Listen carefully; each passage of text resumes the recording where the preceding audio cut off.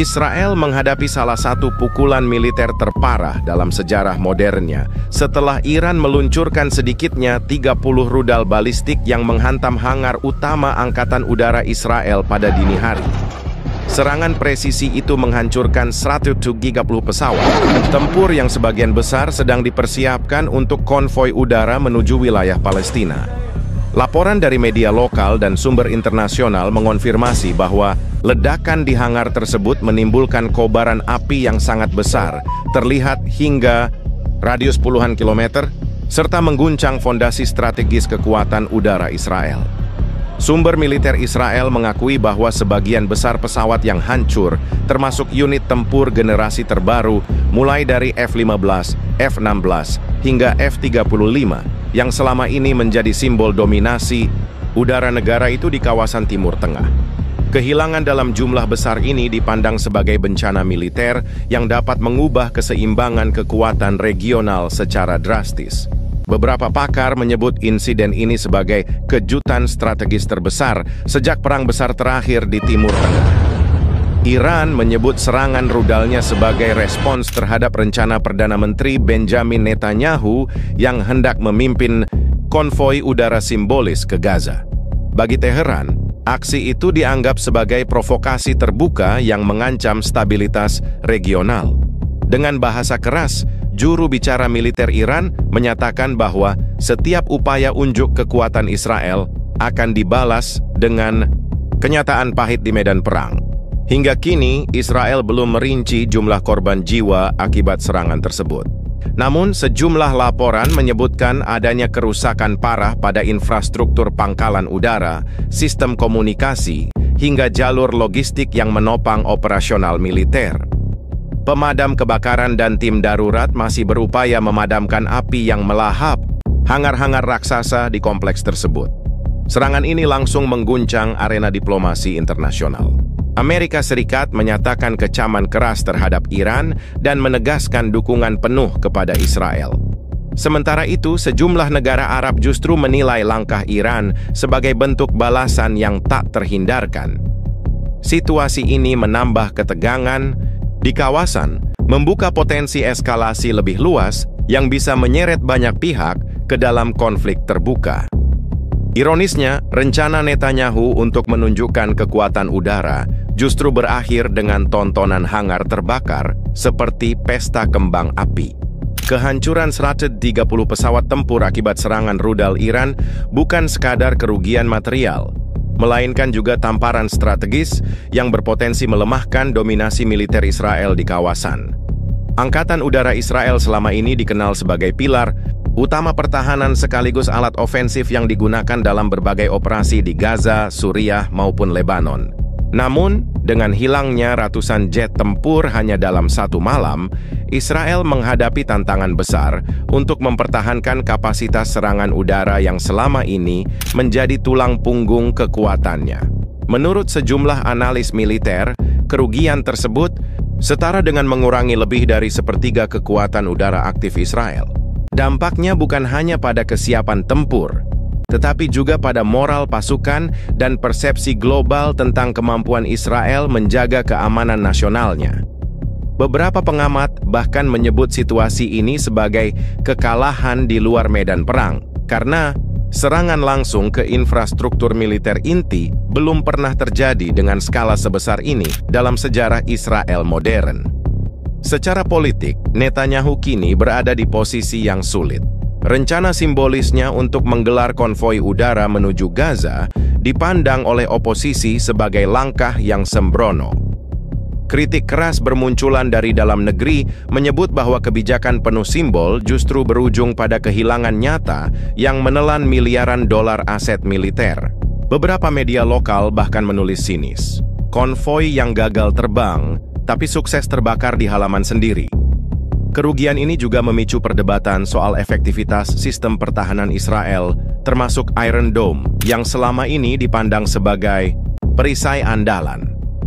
Fakta bahwa rudal Iran mampu menembus dan menghantam hangar tanpa perlawanan berarti ada celah besar dalam koordinasi pertahanan. Beberapa analis barat menyebut bahwa fokus Israel yang berlebihan pada ancaman di perbatasan utara membuat mereka lengah terhadap serangan strategis langsung ke jantung fasilitas militer. Selain kerugian militer, dampak psikologis di kalangan publik Israel juga tak kalah besar. Rakyat Israel yang terbiasa melihat angkatan udaranya dominan kini menghadapi kenyataan pahit bahwa ratusan pesawat bisa hancur hanya dalam hitungan menit. Di media sosial, warganet bahkan meledek bahwa Iron Dome lebih sibuk tidur daripada bekerja. Dengan kerugian sebesar ini, Israel tidak hanya kehilangan pesawat, tetapi juga kehilangan simbol kekuatan yang selama ini mereka banggakan. Dunia kini menunggu bagaimana Netanyahu dan kabinetnya merespons. Apakah dengan balasan militer besar-besaran yang berisiko memicu perang regional, atau dengan langkah diplomasi yang lebih hati-hati? Serangan rudal Iran yang menghancurkan 130 pesawat tempur Israel sontak mengguncang dunia internasional. Sejumlah negara langsung memberikan respons keras, sementara lainnya mengambil posisi hati-hati menimbang risiko eskalasi konflik di Timur Tengah. Amerika Serikat sebagai sekutu utama Israel dengan cepat mengutuk tindakan Iran dan menegaskan kembali komitmen mereka terhadap keamanan Israel. Gedung Putih menyebut serangan itu sebagai eskalasi yang tidak dapat diterima dan memperingatkan Teheran agar tidak melancarkan serangan lanjutan. Namun, tidak semua pihak bersuara senada. Beberapa negara Eropa menyerukan penahanan diri dan meminta agar kedua pihak menempuh jalur diplomasi, meski pernyataan itu terdengar nyaris rutin setiap kali konflik Israel-Iran meletus. Perancis, Jerman, dan Inggris menyampaikan keprihatinan mendalam, tetapi berhenti pada pernyataan diplomatis tanpa langkah nyata. Sementara itu, Rusia dan Tiongkok mengambil sikap lebih strategis dengan menilai serangan Iran sebagai konsekuensi dari provokasi Israel. Dunia Arab justru terbelah. Sebagian negara Teluk mengecam Iran karena khawatir konflik melebar ke wilayah mereka. Sementara kelompok lain justru melihat aksi tersebut sebagai bentuk perlawanan yang sah terhadap dominasi militer Israel. Media-media di beberapa negara Arab bahkan menyoroti serangan itu dengan nada kepuasan terselubung, menyebutnya sebagai momen langka ketika Israel kehilangan kekuatan militernya secara masif. Di luar lingkaran diplomasi, media sosial menjadi arena pertempuran narasi. Ribuan warganet dari berbagai belahan dunia ramai memberikan komentar atas hancurnya armada pesawat Israel. Tagar yang merujuk pada serangan itu sempat menjadi tren global. Banyak yang menyoroti bahwa kekuatan militer sebesar Israel bisa dilumpuhkan hanya dalam satu malam. Sebagian netizen bahkan menyindir, ternyata rudal Iran lebih tepat waktu daripada jadwal kereta di Eropa. Tekanan publik internasional membuat posisi Israel semakin rumit. Di satu sisi mereka mendapat dukungan penuh dari Washington. Namun, di sisi lain, simpati global tidak sepenuhnya berpihak. Reaksi beragam ini menunjukkan bahwa persepsi dunia terhadap Israel sudah berubah. Dari negara dengan kekuatan tak tergoyahkan, menjadi negara yang bisa dilumpuhkan hanya dengan 30 rudal krisis. Diplomatik ini kemungkinan besar akan berlanjut dalam sidang darurat PBB, di mana kedua belah pihak akan saling adu argumen. Namun, banyak analis menilai bahwa sidang tersebut tidak akan menghasilkan solusi konkret. Seperti biasanya, resolusi hanya jadi dokumen formal, sementara di lapangan yang terbakar bukan kertas, tapi 130 pesawat yang tinggal abu. Di dalam negeri Israel, serangan rudal Iran yang menghancurkan 130 pesawat tempur meninggalkan luka psikologis yang mendalam. Bukan hanya soal kerugian materi, tetapi juga karena serangan itu langsung menyasar simbol utama kekuatan militer mereka. Angkatan Udara Israel selama ini menjadi kebanggaan sekaligus tameng moral bangsa. Kini, dalam satu malam, simbol itu berubah menjadi tumpukan besi terbakar di hangar yang sudah runtuh. Di kota-kota besar seperti Tel Aviv dan Haifa, suasana mencekam terasa jelas. Sirene peringatan masih sering berbunyi, dan penduduk hidup dalam ketidakpastian. Media lokal menggambarkan situasi ini sebagai guncangan psikologis terbesar sejak Perang Yom Kippur. Banyak keluarga pilot dan teknisi mengaku cemas terhadap masa depan pertahanan udara. Sementara sebagian masyarakat mempertanyakan apakah pemerintah masih mampu melindungi mereka dari ancaman eksternal. Secara politik, Perdana Menteri Benjamin Netanyahu berada di tengah badai kritik. Oposisi menyalahkan langkah provokatifnya yang hendak memimpin konvoi pesawat menuju Gaza, menyebut itu sebagai keputusan gegabah yang berujung pada kerugian fatal. Beberapa anggota parlemen dari kubu oposisi bahkan menyerukan pembentukan komite khusus untuk menyelidiki kelalaian pertahanan yang memungkinkan rudal Iran menembus tanpa perlawanan berarti. Surat kabar berpengaruh di Israel memuat tajuk utama yang bernada pedas. Salah satu editorial menulis, "Kesombongan politik berubah menjadi bencana militer." Kritik tajam itu mempertegas bahwa publik tak hanya marah pada Iran, tetapi juga pada kepemimpinan Netanyahu. Sebagian lawan politiknya bahkan menyindir bahwa Netanyahu lebih sibuk merancang sesi foto di kokpit daripada merancang strategi pertahanan. Di kalangan militer sendiri, rasa malu tidak bisa disembunyikan. Pilot dan perwira senior dilaporkan terpukul berat dengan kehilangan rekan kerja serta armada yang selama ini mereka rawat dengan biaya miliaran dolar. Kerapuhan sistem pertahanan yang terungkap akibat serangan ini menurunkan moral pasukan dan memunculkan pertanyaan serius.